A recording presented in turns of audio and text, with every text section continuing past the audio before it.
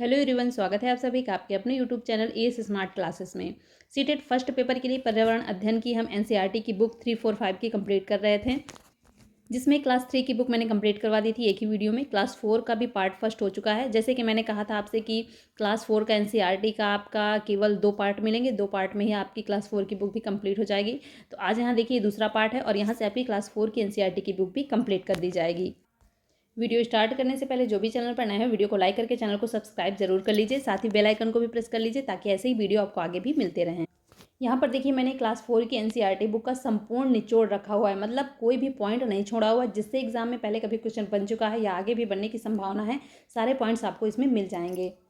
Class 3, 4, 5 की कुल 5 video मिलेंगे आपको 3 क्लासों के, जिसमें से आपके 15 नंबर कन्फर्म हो जाएंगे। 15 नंबर आपका जो एनसीईआरटी वाला पोर्शन आता है उससे आपका तो एक भी क्वेश्चन गलत नहीं होना चाहिए। यहाँ पर देखिए पीडीएफ भी मैं आपको दिखा देती हूँ, चित्र के साथ मैंने रखा हुआ है सब कुछ, क्योंकि चित्र के साथ जब पढ़ते हैं तो ज़्यादा अच्छे से समझ में आता है।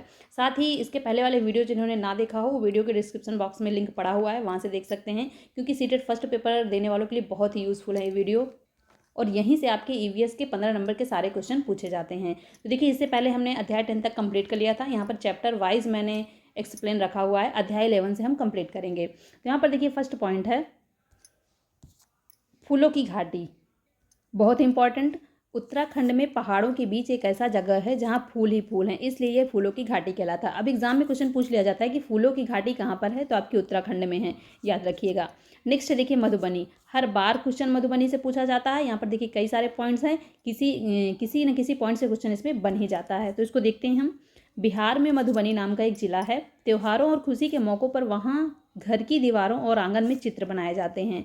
यह चित्र पिसे हुए चावल के घोल में रंग मिलाकर बनाए जाते हैं। ये रंग भी खास तरह के होते हैं। तो यहाँ पर देखिए आगे मैं दिखाती भी हूँ आपको। ये देखिए ये मधुबनी पेंटिंग है आपकी, ये दीवार पर बनाई जाती है। एक विशेष प्रकार के रंग और कलर होते हैं, पिसे हुए चावल से बनाई जाती है। जैसे ये देखिए यहाँ पर दिखाई हुई है। जब चीज़ों को देख कर पढ़ेंगे तो आपको ज़्यादा अच्छे से समझ में आएगा।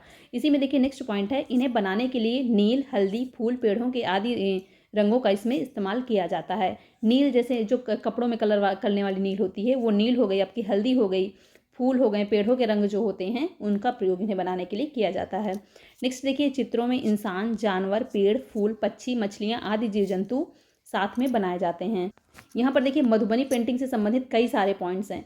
यहाँ पर ये बिल्कुल मत सोचिएगा कि केवल इंपॉर्टेंट है कि मधुबनी बिहार में बनाई जाती है। इसमें के सारे पॉइंट्स इंपॉर्टेंट हैं, क्योंकि एग्जाम में क्वेश्चन ऐसे भी पूछ लेता है कि 3-4 ऑप्शन दे देता है और पूछ लेता है कौन सा मधुबनी पेंटिंग से संबंधित नहीं है। तो जब आपको सारे पॉइंट्स क्लियर होंगे तभी आप एग्जाम में सही वहाँ पर आंसर लगा पाएंगे। तो यहाँ पर याद रखिएगा, पिसे हुए चावल के घोल में रंग मिलाकर बनाया जाता है। बिहार, मधुबनी पेंटिंग का संबंध कहाँ से है, तो इसका संबंध है बिहार से। और अगर एग्जाम में ये भी क्वेश्चन हो जाए मधुबनी जिला कहाँ है, तो भी याद रखिएगा कि बिहार में है। जो भी इंपॉर्टेंट है देखिए यहाँ पर मैंने उसको हाईलाइट भी कर रखा है। ये सभी पॉइंट्स आपको याद रखना है। आगे बढ़ेंगे। खाए भी जाते हैं फूल, कुछ फूल देखिए खाए भी जाते हैं, जिनका यहाँ पर अलग अलग उल्लेख किया गया है कि कौन से फूल कहाँ खाए जाते हैं। जैसे उत्तर प्रदेश में कचनार के फूलों की सब्जी बनाई जाती है। अब एग्जाम में पूछ लेता है कि कचनार के फूलों की सब्जी कहाँ बनाई जाती है, तो आपके उत्तर प्रदेश में। केरल में केले के फूलों की सब्जी बनाई जाती है। ऐसे भी ही महाराष्ट्र में हो जाता है आपके सहजन के फूलों के पकौड़े बनाए जाते हैं। तो कुछ फूल खाए भी जाते हैं जिनका उल्लेख यहाँ पर किया गया है कि उत्तर प्रदेश में कचनार, केरल में केला और महाराष्ट्र में सहजन के फूल के पकौड़े बनाए जाते हैं। नेक्स्ट है देखिए, बहुत से फूलों जैसे गुलदाउदी और जीनिया से रंग भी बनाए जाते हैं। इन रंगों से कपड़े भी रंगे जाते हैं। बहुत ही इंपॉर्टेंट। यहाँ पर देखिए हर एक पॉइंट इंपॉर्टेंट है। किसे किसे मैं इंपॉर्टेंट कहूँ, हर एक पॉइंट इंपॉर्टेंट है आपका। नोट्स बनाते चलिए, बहुत ही अच्छा है। नहीं बना पा रहे हैं तो इसका जो पीडीएफ है मैं अपने व्हाट्सएप टेलीग्राम ग्रुप में शेयर कर दूँगी, वहाँ से आप लोग इसको एक बार देख लीजिएगा। तो आप लोगों का ये जो एनसीईआरटी का 3, 4, 5 का पोर्सन है वो कंप्लीट हो जाएगा। बहुत ही ईजी भी है, अगर आप थोड़ा सा इस पर ध्यान दे लेंगे तो आप लोग आराम से कर सकते हैं। तो यहाँ पर देखिए एग्जाम में क्वेश्चन पूछ लेगा कि कौन से ऐसे फूल हैं जिनसे रंग बनाए जाते हैं, तो आपको याद रखना है गुलदाउदी और जीनिया। नेक्स्ट है फूलों से संबंधित दादी माँ का नुस्खा। अब यहाँ पर देखिए दादी माँ के नुस्खे जो गाँव में चलते हैं, तो फूलों से संबंधित उनका एक नुस्खा भी है। तो यहाँ पर गुलाब जल और ग्लिसरीन बराबर मात्रा में मिलाकर शीशी में भर लो, इसमें कुछ बूंदे नींबू की डालो। इसके इस्तेमाल से सर्दियों में त्वचा नहीं फटती है। आप लोगों में से बहुत से लोगों के घर में ये गुलाब जल और ग्लिसरीन यूज भी किया जाता होगा। तो ये एनसीईआरटी की बुक में दिया हुआ है, इसलिए इसे मैंने यहाँ पर रख लिया है। नेक्स्ट है देखिए इत्र, मोस्ट इंपॉर्टेंट। उत्तर प्रदेश का कन्नौज जिला इत्र के लिए मशहूर है। यहाँ पर पास के इलाकों में ट्रकों में भर भर कर फूल लाए जाते हैं, फिर उनसे इत्र, गुलाब जल और केवड़ा तैयार किया जाता है। तो पहला देखिए पॉइंट हो गया कि इत्र का संबंध आपसे कहाँ से, उत्तर प्रदेश का कन्नौज जिला जो है वो इत्र के लिए मशहूर है। नेक्स्ट है देखिए कि इत्र, गुलाब जल और केवड़ा आपका किससे तैयार किया जाता है, तो फूलों से तैयार किया जाता है। नेक्स्ट देखिए इत्र फूलों का शुद्ध अर्क होता है, फूलों का जो शुद्ध अर्क निकाला जाता है वही होता है आपका इत्र। ये चैप्टर भी कंप्लीट हुआ। नेक्स्ट चैप्टर है कैसे कैसे बदले घर। डेरा गाजी खान है आपका पाकिस्तान में। एग्जाम में क्वेश्चन कैसे पूछ लेगा कि डेरा गाजी खान जगह का संबंध कहाँ से है, तो है आपका पाकिस्तान से। ऐसे ही सोहना एक जगह है जो आपकी है हरियाणा में। नेक्स्ट पॉइंट, नीम और कीकर की लकड़ियों में दीमक नहीं लगते। नीम और कीकर की ऐसी लकड़ियाँ होती हैं जिनमें दीमक नहीं लगते, मतलब इसमें कीड़े नहीं लगते हैं। नेक्स्ट पॉइंट है सोहना हरियाणा से दिल्ली जाते समय रास्ते में गुरुग्राम शहर पड़ता है। हरियाणा से जब दिल्ली जाएंगे तो ये गुरुग्राम एक शहर है जो रास्ते में पड़ता है। नेक्स्ट पॉइंट, पानी को साफ करने का सबसे अच्छा तरीका है, यहाँ पर होगा तरीका है पानी को उबालना। पानी को उबाल दीजिए तो सबसे अच्छा तरीका पानी को साफ करने का क्या हो जाएगा, पानी को उबालना। नेक्स्ट है देखिए बसवा का खेत, बेलबनिका। बेलबनिका का संबंध कहाँ से है, तो बेलबनिका एक गांव है जिसका संबंध है कर्नाटक से। ये गांव आपका कर्नाटक में है, पूछा भी गया है एग्जाम में। बेलबनिका में हल को कूरिगे कहते हैं, फावड़ा को खूंटी कहते हैं तथा हंसिया को इलिगे बोलते हैं। इंपॉर्टेंट है, याद रखिएगा। खूंटी का प्रयोग मिट्टी को नरम करने, कूरिगे का प्रयोग बीज को बोने में तथा इलिगे का प्रयोग प्याज को पौधे से अलग करने के लिए किया जाता है। तो यहाँ पर देखिए ये तो आप जान ही गए होंगे कि हल जो होता है उसको कूरिगे कहते हैं, फावड़ा जो होता है उसको खूंटी कहते हैं, हंसिया जो होता है उसको इलिगी कहते हैं। तो खूंटी मतलब फावड़ा का प्रयोग मिट्टी को नरम करने में, मिट्टी खोदने में किया जाता है। कूरिगे आपका हल हो गया, हल का प्रयोग आपको बीज बोने में किया जाता है। इलिगे आपका हंसिया हो गया, तो हंसिया की सहायता से प्याज को पौधे से अलग करते हैं। नेक्स्ट आगे बढ़ेंगे, खरपतवार। कुछ पौधे बिना बोए ही खेतों में अपने आप उगाते हैं, उन्हें ही खरपतवार कहते हैं। अब जैसे हमने खेतों में कोई फसल बोई है, कोई भी मान लीजिए फसल बोई है, तो फसल के साथ साथ ही कुछ अनचाहे पौधे होते हैं जो अपने आप ही खेतों में उगाते हैं, तो उन्हीं को कह देते हैं खरपतवार। मतलब ये जो खरपतवार होते हैं बिना यूज़ के होते हैं, ये हो जाता है आपका खरपतवार। नेक्स्ट पॉइंट है देखिए खरपतवार से ही संबंधित, खेतों में खरपतवार निकालना जरूरी होता है, नहीं तो सारा खाद पानी खरपतवार ही ले लेगी और फसल कम होगी। तो जैसे मैंने कहा कि जो खरपतवार होती है ये हानिकारक होती है हमारी फसल के लिए, तो इसको हटाया जाता है खेतों से, जैसे भी हो सके वैसे इसको खेतों से निकाल दिया जाता है उखाड़ कर। जैसे भी दवाइयाँ भी विभिन्न तरह की आती हैं खरपतवार हटाने के लिए, तो जैसे भी हो सके उसको हटा दिया जाता है। नहीं तो जो हम अपने फसल को खाद्य पानी देते हैं, खाद और पानी, वो खरपतवार ही ले लेता है, तो हमारी फसल तक वो कम पहुंचता है, तो इससे फसल आपकी कम होती है। नेक्स्ट देखिए, समय से प्याज ना खोदी जाए तो वह ज़मीन के अंदर ही सड़ जाएगी। आगे बढ़ेंगे, मंडी से घर तक। जल्दी खराब होने वाले फल और सब्जियां, पालक, अंगूर, केला, टमाटर, खीरा आदि। जल्दी कुछ सब्जियां खराब हो जाती हैं, जैसे आपकी इनमें दी हुई हैं, पालक जल्दी खराब हो जाती है, अंगूर, केला, खीरा, टमाटर, इनका जल्दी उपयोग कर लिया जाता है ना, ये जल्दी खराब हो जाते हैं। ऐसे ही कुछ दिनों तक रखे जा सकने वाले, जैसे आपका आलू हो गया, काफ़ी दिनों तक रखा रहता है घरों में, अदरक, अनानास, तो ये आपकी हो जाती हैं कुछ दिनों तक रुकने वाली सब्जियाँ, मतलब जल्दी खराब नहीं होती हैं। नेक्स्ट देखिए, अध्याय 16 है, चूँ चूँ करती आई चिड़िया। फर्स्ट पॉइंट है इसमें बहुत ही इंपॉर्टेंट, गिजू भाई बधेका। गिजू भाई बधेका हैं एक, ये गुजरात में रहते हैं। ये बच्चों के लिए मज़ेदार किस्से, कहानियाँ और पत्र लिखते हैं। दोनों ही पॉइंट यहाँ पर इंपॉर्टेंट है। यहाँ पर देखिए मैंने हाईलाइट कर रखा है। गिजू भाई का संबंध कहाँ से है, तो गुजरात से हैं। इनका काम क्या है, क्या करते हैं ये, बच्चों के लिए मज़ेदार किस्से, कहानियाँ और पत्र लिखते हैं। ये देखिए यहाँ पर गिजू भाई बधेका की फ़ोटो भी है, इन्हें पहचान लीजिए, देख लीजिए आप लोग, ताकि याद रहे आपके दिमाग में एग्जाम में क्वेश्चन आ जाए तो। नेक्स्ट देखिए, कलचिड़ी, इंडियन रोबिन। कलचिड़ी एक चिड़िया होती है, इसी को इंडियन रोबिन कहते हैं। कलचिड़ी अपना घोंसला पत्थरों के बीच बनाती है। घोंसला घास से बना होता है, उसके ऊपर पौधों की नाजुक टहनी, जड़ें, ऊन, बाल, रुई सब बिछा होता है। तो यहाँ पर देखिए घोंसला से एक क्वेश्चन जरूर एग्जाम में पूछा जाता है। ये कलचिड़ी का घोंसला दिखाया गया है और ये आपका कलचिड़ी पक्षी है, इसको इंडियन रोबिन भी कहते हैं, ये भी इंपॉर्टेंट है। साथ ही में इसका जो घोंसला होता है पत्थरों के बीच बना होता है। किससे किससे बना होता है, नाजुक टहनियाँ होती हैं, जड़ें होती हैं, ऊन होता है, बाल, रुई, ये सब इसमें बिछा होता है। नेक्स्ट देखेंगे, कौवा। कौवा पेड़ों की ऊंची डाल पर अपना घोंसला बनाता है। कौवे के घोंसले में लोहे के तार और लकड़ी की शाखाएं जैसी चीज़ें होती हैं। ये देखिए कौवा, पहले क्या होता था कि कौवा काफ़ी जगह बहुत सारे दिख जाते थे, लेकिन अब बहुत 1-2 की संख्या में ही दिखते हैं, गाँव-वाँव में दिखते हैं, शहरों में तो वो भी नहीं दिखते हैं। तो कौवा जो होता है आपका पेड़ की ऊँची डाल पर अपना घोंसला बनाता है। एग्जाम में क्वेश्चन आ जाए कि पेड़ की ऊँची डाल पर अपना घोंसला कौन बनाता है, तो कौवा बनाता है। लोहे के तार और लकड़ी की शाखाएं जैसी चीज़ें इसके घोंसले में होती हैं। नेक्स्ट देखिए कोयल, बहुत इंपॉर्टेंट। कोयल बहुत मीठा गाती है। कोयल अपना घोंसला बनाती नहीं है, ये कौवे के घोंसले में अंडे दे देती है। बहुत ही मोस्ट इंपॉर्टेंट है। कौन सा ऐसा पक्षी है जो अपना घोंसला खुद नहीं बनाता और कौवे के घोंसले में अंडा देता है, तो वो है आपका कोयल। अपने अंडों के साथ कोयल के अंडों को भी सेता है। कौवा जो होता है वो कोयल के अंडों को भी सेता है। नेक्स्ट फाख्ता। फाख्ता कैक्टस के कांटों के बीच या मेहंदी की पेड़ में अपना घोंसला बनाती है। ये देखिए फाख्ता पक्षी है आपका। कैक्टस जो होता है उसमें कांटे रहते हैं, तो उसी के बीच में ये फाख्ता अपना घोंसला बनाता है। याद रखिएगा, ये भी सभी इंपॉर्टेंट है, हर पॉइंट इंपॉर्टेंट है। वीडियो पसंद आ रहा हो तो वीडियो को लाइक ज़रूर कर दीजिएगा, क्योंकि जब आप लोग लाइक करते हैं तो अच्छा लगता है कि आप लोगों को पसंद आया है। नेक्स्ट पॉइंट है देखिए गौरैया। यह आमतौर पर घर के आसपास दिखाई देती है। गौरैया जो चिड़िया होती है, गौरैया नाम से ही मान लीजिए घर के आसपास ही रहती है, घर के आसपास दिखाई देती है। ये कहीं भी घोंसला भी बना लेती है, अलमारी के ऊपर बना लेती है, आईने के पीछे, घर की दीवारों के आले में, जहाँ भी इसे जगह मिली वहीं पर घोंसला बना लेती है। नॉर्मल पक्षी है, घरों के आसपास ही रहती है। ये देखिए गौरैया है, आप लोगों ने देखा होगा। नेक्स्ट देखिए बढ़ेंगे कबूतर। कबूतर अपना घोंसला पुराने मकानों या खंडहरों में बनाती है।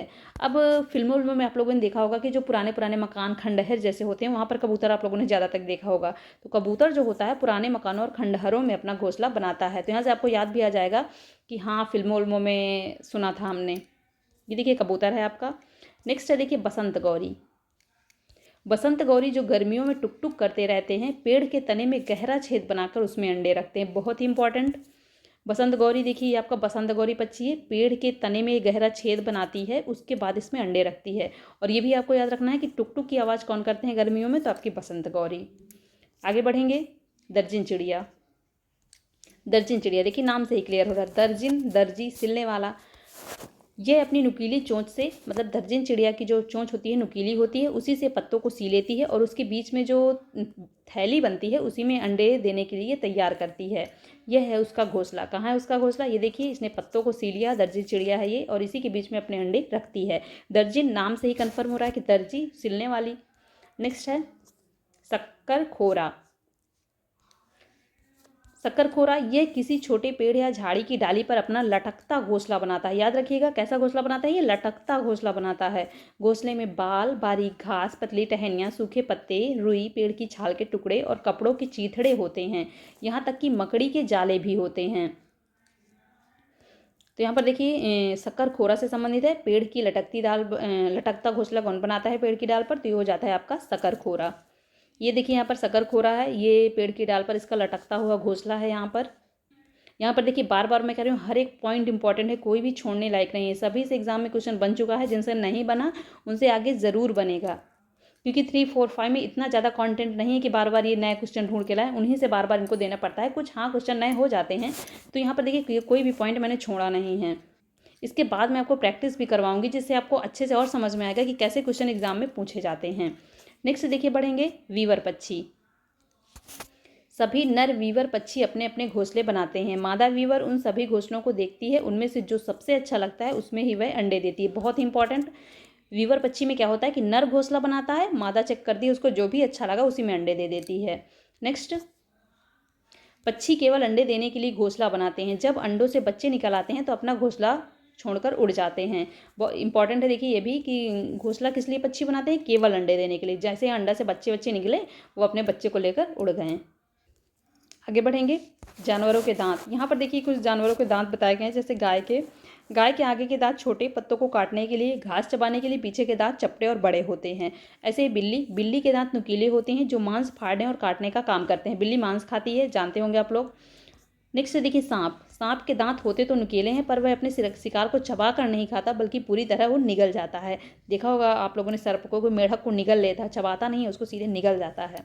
गिलहरी के दांत हमेशा बढ़ते रहते हैं। दांतों से काटने और कुतरने के कारण इनके दांत घिसते रहते हैं। गिलहरी जो होती है देखिए, इसके दांत हमेशा बढ़ते रहते हैं। ये लोग हमेशा दांत से कुछ ना कुछ काटते कुतरते रहते हैं। अगर काटेंगे कुतरेंगे नहीं तो पता नहीं इनके दांत कितने लंबे हो जाएंगे। तो हमेशा दांत काटने कुतरने के कारण जो इनके दांत होते हैं वो घिसते रहते हैं, मतलब बढ़ते भी रहते हैं और साथ में घिसते भी रहते हैं। नेक्स्ट पॉइंट इंपॉर्टेंट है, देखिए पर्यावरण शिक्षा केंद्र कहाँ है आपका, ये है अहमदाबाद में। आगे बढ़ेंगे। अध्याय 17 है नंदिता मुंबई में। जो जो भी इंपॉर्टेंट पॉइंट है सब मैंने रखा हुआ है, कोई भी नहीं छोड़ा। वीडियो पसंद आ रहा हो तो लाइक ज़रूर कर दीजिएगा। नेक्स्ट देखिए नलमड़ा। नलमड़ा एक जगह है जो आपकी है आंध्र प्रदेश में। ऐसे ही बाजार गांव एक जगह है, ये है महाराष्ट्र में। नेक्स्ट पॉइंट है गंदा पानी पीने से दस्त और हैजा हो सकते हैं। दस्त या उल्टी में शरीर का बहुत सारा पानी बाहर निकल जाता है, इसलिए पानी की कमी को पूरा करने के लिए थोड़ी थोड़ी देर में पानी पीते रहना चाहिए। दस्त और हैजा जब जब हैजा हो जाता है तो डॉक्टर सलाह देते हैं ओआरएस का घोल पीने की। तो इसीलिए ओआरएस का घोल पिलाया जाता है कि पानी की कमी ना होने पाए, क्योंकि इसमें बहुत ज़्यादा दस्त होता है, जिससे शरीर का जो पानी होता है वो सारा पानी बाहर निकल जाता है। इसलिए जब भी किसी को हैजा हो तो थोड़ी थोड़ी देर में उसको ओआरएस का घोल पिलाते रहना चाहिए। और ये हैजा आपका होता काहे से है, ये याद रखना है आपको कि ये गंदे पानी से, प्रदूषित जल से होता है। दूषित जल से मतलब ये आपका हैजा बीमारी जो होती है। नेक्स्ट आगे बढ़ेंगे। अध्याय 18 है पानी कहीं ज़्यादा कहीं कम। फर्स्ट पॉइंट है इसमें कप परेड। कप परेड का संबंध है मुंबई से। ऐसे ही हुलगुंडी गांव है, हुलगुंडी गांव का संबंध है कर्नाटक से। भीमा संघ, भीमा संघ बच्चों की एक पंचायत है, ये होती है हुलगुंडी गांव कर्नाटक में।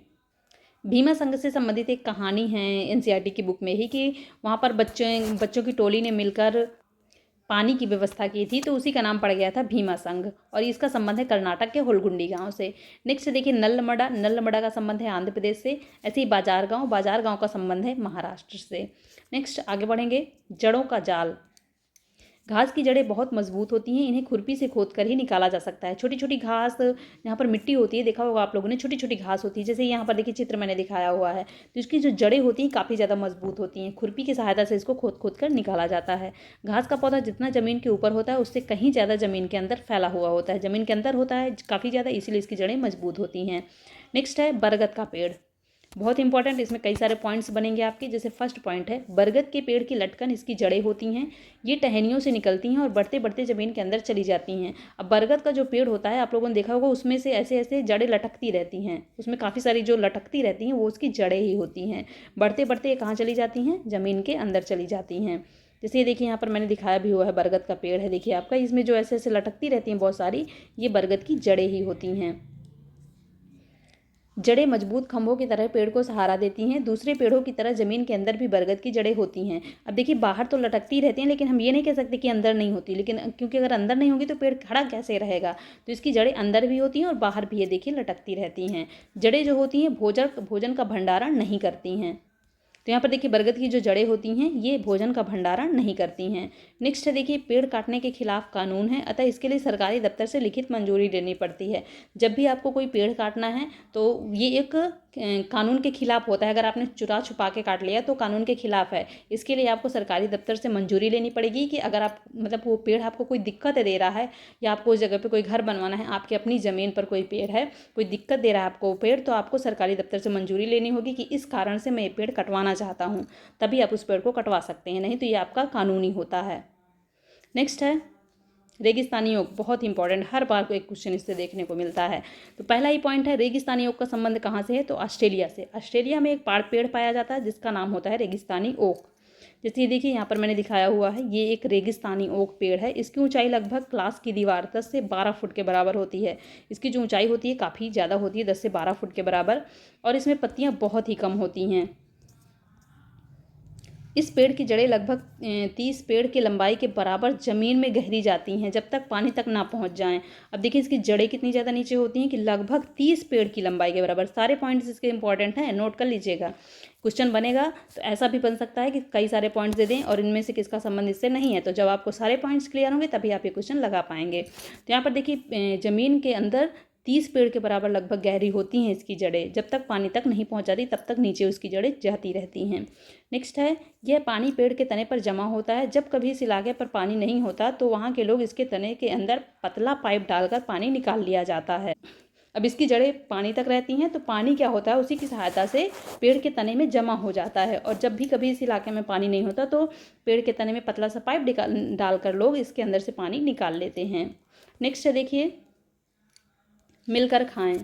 बिहू त्यौहार मोस्ट इम्पॉर्टेंट। यह त्यौहार चावल की नई फसल कटने पर असम में मनाया जाता है। बिहू त्यौहार का संबंध कहाँ से है, तो याद रखिएगा असम से। कब मनाया जाता है, चावल की नई फसल कटने पर।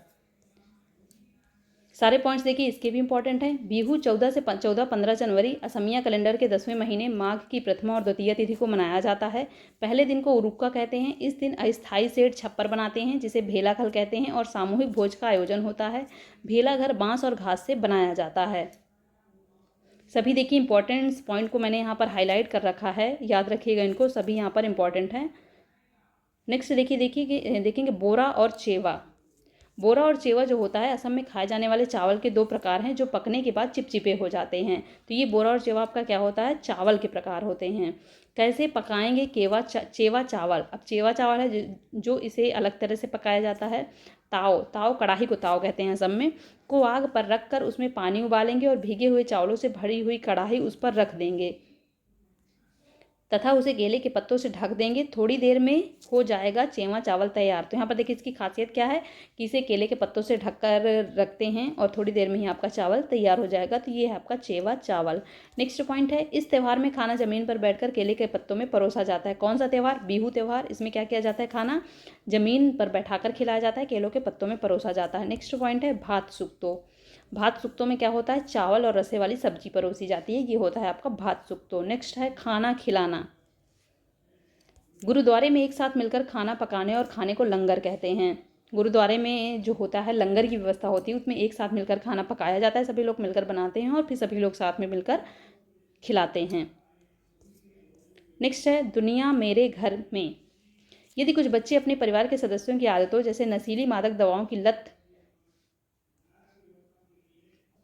को बताना चाहते हों तो ऐसे किस्सों पर बातचीत बड़ी संवेदनशीलता से की जानी चाहिए और उनसे अलग से बातचीत की जानी चाहिए ताकि समय पर उनकी लत छुड़वाई जा सके। नेक्स्ट आगे बढ़ेंगे, पोचमपल्ली बहुत इंपॉर्टेंट। मुक्तापुर गांव तेलंगाना के राज्य के पोचमपल्ली कस्बे के पास है। तो अगर मुक्तापुर गांव का संबंध पूछा जाए तो तेलंगाना और पोचमपल्ली दोनों ही आपको याद रखना है।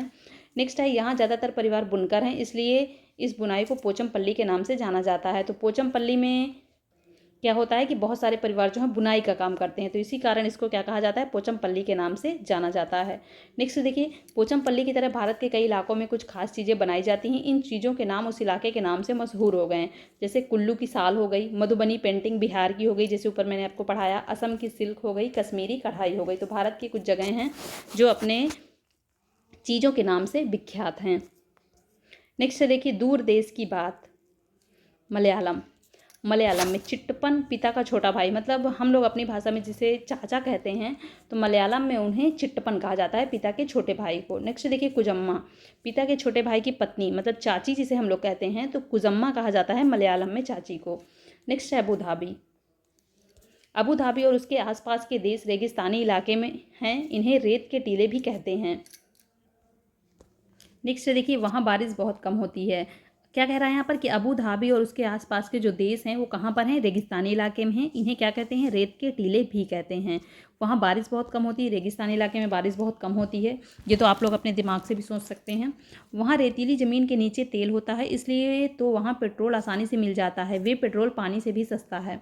अब अबू धाबी के पास क्या होता है कि जो ज़मीन के अंदर है पानी नहीं है, तेल ही तेल है, तो इसीलिए वहाँ पर पेट्रोल बहुत सस्ता मिलता है, पानी से भी सस्ता मिलता है। पानी की कमी है तो पानी काफ़ी वहाँ पर महंगा मिलता है। नेक्स्ट देखिए, अबू धाबी में सिर्फ खजूर के पेड़ ही दिखाई देते हैं और अबू धाबी की मुद्रा दिरहम है। एग्जाम में पूछा हुआ क्वेश्चन है, दिरहम कहाँ की मुद्रा है, तो अबू धाबी की है। ये देखिए दिरहम मुद्रा है और ये आपका खजूर का पेड़ है। तो अबू धाबी में सिर्फ और सिर्फ खजूर के पेड़ ही दिखाई देते हैं क्योंकि इसको पानी की कम आवश्यकता होती है। वहाँ ज़्यादातर अरबी भाषा बोली जाती है, कहाँ पर आपकी, अबू धाबी में। नेक्स्ट है, ज़्यादा गर्मी की वजह से वहाँ लोग ढीले ढाले सूती कपड़े पहनते हैं और पूरा शरीर और सिर भी ढक कर रखते हैं। रेगिस्तानी इलाका है तो गर्मी तो पड़ेगी ही। आगे बढ़ेंगे, चटपटी से पहेलियाँ। कुछ पहेलियाँ यहाँ पर। हल्दी तेल में मिलाकर इसको लगाने से चोट ठीक हो जाती है। खाने में ये पीला रंग लाती है। दाल वाल में हल्दी पड़ती है, सभी घरों में पड़ती होगी, तो इसको देखिए उपयोग एक ये भी है कि चोट में इसमें तेल मिलाकर लगाया जाता है। नेक्स्ट देखिए, काली मिर्च। ये काले काले मोती जैसी छोटी सी पर गोली सी होती है। इसका स्वाद तीखा होता है। मीठे और नमकीन दोनों में ही डाली जाती है। मिठाई में भी काली मिर्च आपकी डाली जाती है और नमकीन में भी डाली जाती है। और नूडल्स में तो काली मिर्च मेन होता है, उसमें भी डाला जाता है। नेक्स्ट देखिए है जीरा। यह पतला, छोटा, भूरा और काला भी होता है। यह गर्म घी और तेल में खुशबू फैलाता है। जलजीरे में यह भूनकर डाला जाता है। अजवाइन, यह हरे रंग की जीरे जैसी होती है। खाने के बाद इसे खाते हैं। यह मुंह का स्वाद बढ़ाती है और हाजमा ठीक रखती है। तो यहाँ पर देखिए याद रखिएगा कि खाने के बाद इसे खाया जाता है। अजवाइन को मुंह का स्वाद बढ़ाती है और हाजमा को ठीक रखती है। नेक्स्ट देखिए लौंग।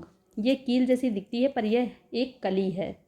लौंग आप सभी लोगों ने देखा होगा। यहाँ पर ये आपको याद रखना है कि लौंग क्या है, तो लौंग एक कली होती है। यह चॉकलेट भूरे रंग की तेज खुशबू लाती है। दांत के दर्द में इसका उपयोग किया जाता है। तो याद रखिएगा जब दांत में कभी दर्द हो तो किसका उपयोग किया जाता है, लौंग का। नेक्स्ट मसालों का बगीचा। मसाले जो आप लोग यूज़ करते हैं, विभिन्न तरह के सब्जियों के मसाले, गरम मसाले, तो इसका बगीचा कहाँ पर है आपका, तो इसका बगीचा है केरल में। नेक्स्ट देखिए गरम मसाला कई मसालों का पिसा पाउडर जैसे जीरा, इलायची, छोटी और बड़ी इलायची जो होती हैं, लौंग, दालचीनी, काली मिर्च, तेज पत्ता के पत्ते, सौंठ आदि होता है। तो ये सभी क्या होता है आपका गरम मसाला। नेक्स्ट चैप्टर है फौजी वहीदा, बहुत important. Lieutenant commander Waheeda prism, ये भारतीय नौसेना की डॉक्टर हैं। ये पहली महिला है जिन्होंने पूरी परेड की कमान संभाली थी। बहुत इंपॉर्टेंट है ये पॉइंट्स, इसे आपको अच्छे से याद रखना है कि लेफ्टिनेंट कमांडर एक वहीदा प्रिज्म है। ये कहाँ क्या है, ये भारतीय नौसेना की डॉक्टर हैं। ये ऐसी पहली महिला है जिन्होंने पूरी परेड की पहली बार कमान संभाली थी। नेक्स्ट है वहीदा थन्ना मंडी गांव के एक छोटे से गांव से हैं, जम्मू कश्मीर के रजौली ज़िले में है। ये भी आपको याद रखना है कि वहीदा का संबंध कहाँ से है, तो जम्मू कश्मीर के रजौली ज़िले से। और कहाँ पर है इनका गांव, क्या है, थन्ना मंडी गांव है, जो कहाँ पर है, जम्मू कश्मीर के रजौली ज़िले में। नेक्स्ट देखिए जब परेड होती है तो पीछे 4 टुकड़ियाँ चलती हैं। पूरी परेड में 36 निर्देश देने होते हैं। तो इस पूरी परेड की देखिए कमान इन्होंने संभाली थी एक बार। नेक्स्ट देखिए प्रिज्म एक ऐसा कांच होता है जो 7 रंग दिखाता है। मतलब क्या हुआ कि जब किसी प्रिज्म से कोई प्रकाश किरण गुजारी जाती है तो 7 रंगों में विभक्त हो जाती है। 7 रंग कौन कौन से होते हैं, जैसे आपका बैगनी हो गया, जामुनी हो गया, नीला हो गया, हरा हो गया, पीला हो गया, ऑरेंज हो गया और रेड हो गया। तो ये आपके 7 कलर में विभक्त हो जाता है जब भी किसी प्रिज्म से कोई प्रकाश किरण गुजारी जाती है। नेक्स्ट और लास्ट चैप्टर है इसी का, देखिए कोशिश हुई कामयाब। इस किटपो पुल गांव है आपका लद्दाख में। नेक्स्ट देखिए यहाँ माँ को अम्मा ले और पिता को अब्बा ले बोलते हैं। तो कहाँ पर ये लद्दाख में, मतलब माँ को बोलते हैं आमा ले और पिताजी को बोलते हैं आबा ले। और स्किटपो एक पुल है, सॉरी गांव नहीं, स्किटपो पुल है लद्दाख में। तो यहाँ से देखिए आपकी क्लास की 4 की एनसीईआरटी की बुक भी कंप्लीट हो जाती है। इसके बाद हम क्लास 5 की एनसीईआरटी की बुक कंप्लीट करेंगे। जिन्हें भी पेपर फर्स्ट देना है, बहुत इंपॉर्टेंट है ये वीडियो, ये पूरा पीडीएफ बहुत इंपॉर्टेंट है। अगर आप इसके एक एक पॉइंट्स याद कर लेते हैं तो आपके 15 नंबर कहीं नहीं जाएंगे। साथ ही में देखिए आपकी एनसीईआरटी की साइंस और एसएसटी की क्लासें भी स्टार्ट हैं। जो देखना चाहते हो वीडियो के डिस्क्रिप्शन बॉक्स में लिंक पड़ा हुआ है, वहाँ से देख सकते हैं। इसके बाद मैं आपको प्रैक्टिस भी करवाऊंगी जिससे आप लोगों के समझ में आएगा कि एग्जाम में कैसे क्वेश्चन पूछे जाते हैं। जो भी चैनल पर नए हो चैनल को सब्सक्राइब जरूर कर लीजिए ताकि ऐसी ही वीडियो आपको आगे भी मिलते रहें। मिलते हैं नेक्स्ट वीडियो में। Thanks for watching.